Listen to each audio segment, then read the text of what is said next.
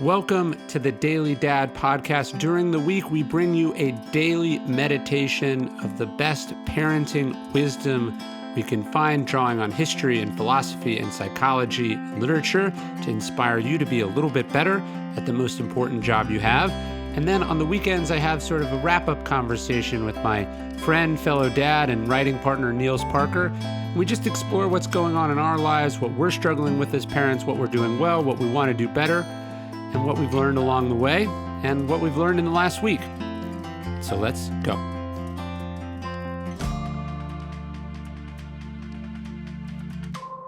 Why take a multivitamin? It's to be healthy. But the truth is, most people don't know what is in their multivitamin. Some of them have weird stuff: sugars, GMOs, synthetic fillers, artificial colors, and God knows what else. But Ritual is not your typical multivitamin. It's got a clean, vegan-friendly formula made with key nutrients and forms your body can actually use without any weird extras. Ritual is formulated with key nutrients, including vitamin D3 to help fill gaps in the diet. And their fresh, lasting, delayed-release capsules dissolve later, so you can take them with or without food. Ritual multivitamins are delivered to your door every month with free shipping always, and you can start, snooze, or cancel your subscription anytime. And if you don't love Ritual within the first month, they'll refund your first order. Everybody deserves to know what's in your multivitamin, including you, and that's why Ritual is offering you, our listeners, 10% off during your first 3 months. Visit ritual.com/dailydad to start Ritual today. Hey everyone, we've got a special episode of the Daily Dad podcast for you today. I read a lot, as you know, and I think that fiction is actually a great way to learn parenting lessons. Even the beginning of The Great Gatsby has some interesting parenting advice that the narrator is passing along. And so I wanted to put together some of the best parenting lessons I've learned from fiction over the years. Today's episode draws on Cormac McCarthy in The Road, F. Scott Fitzgerald, Steinbeck writing East of Eden, James Frey, who I've interviewed over at the Daily Stoic podcast. This is a great episode. I think you're going to like it. We're doing some more of these episodes, just sort of long form or compilation. I just want to give you some more advice to help you with your most important job, and I think you're going to like today's episode. I'll talk to you soon. Help them carry the fire. There are brief moments when you get a glimpse inside your kid's soul, when they meet their baby brother or sister for the first time and start to cry because of how much love they feel, when they say something truthful and real in a way that adults would never dare, when they offer to share what little they have with somebody else without you prompting. It's in these moments that you get a sense that humans are born with inherent goodness. It's not just something we are taught. It's a gift that comes to us at birth. There's purity there, innocence. And yet, as a grown-up, you've seen enough of the world to know that most people are no longer innocent and pure and good. So what does that mean? It means your job as a dad is to protect and encourage and nurture that goodness. In Cormac McCarthy's haunting novel, The Road, he calls this the fire. A dad's job is to help their child carry the fire, to keep them safe long enough that this goodness can pass on to the next generation, and that hope and light can remain in this dark world a little longer. That's what you have to do today and every day. Help them carry the fire, protect the gift, pass on the light.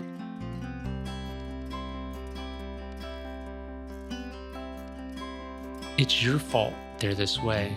F. Scott Fitzgerald knew the long-term damage of being spoiled rotten. Not only was he a prime and painful example of this himself, as we've written about, but as he observed and studied the rich men and women of the Jazz Age, he saw how indulgent people quickly became the careless monsters he portrayed in The Great Gatsby. In Fitzgerald's stories, the rich are always expecting life to be easy, expecting their money to exempt them from consequences. They're selfish, naive, insufferable, and superficial. As the subjects of his stories, this makes them fascinating heroes and anti-heroes.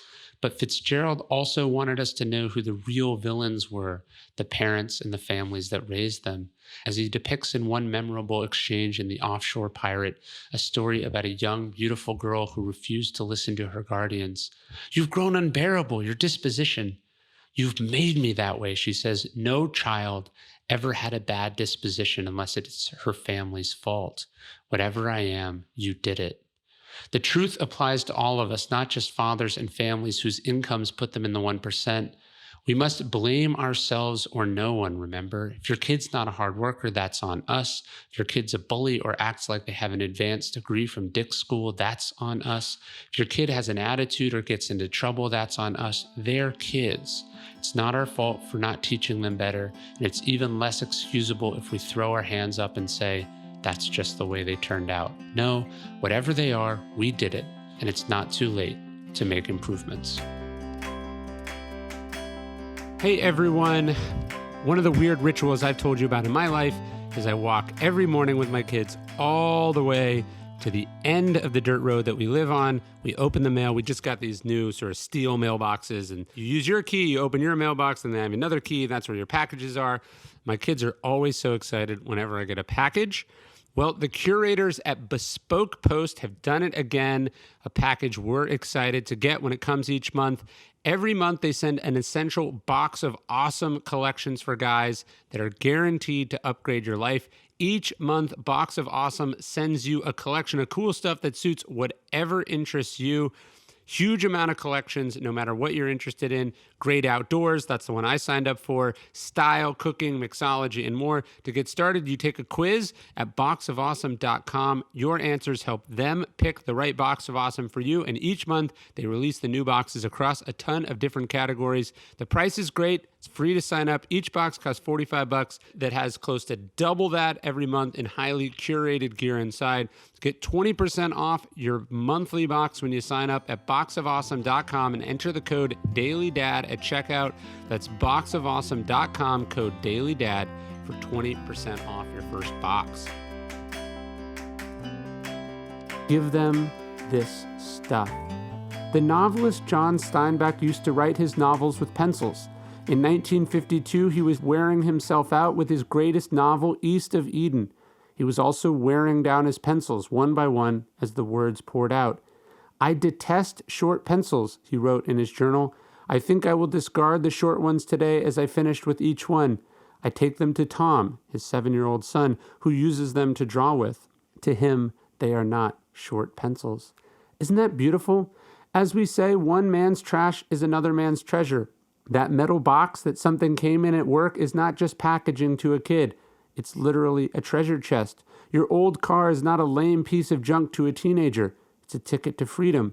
The nosebleed seats you got from a client are a memory you and your daughter will never forget, and on and on and on.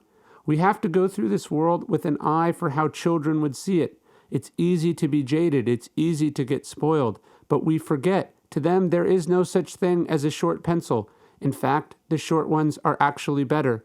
If we can remember that, not only will we find many opportunities to make them happy, but we will make ourselves happier too, because we will be seeing the joy in things.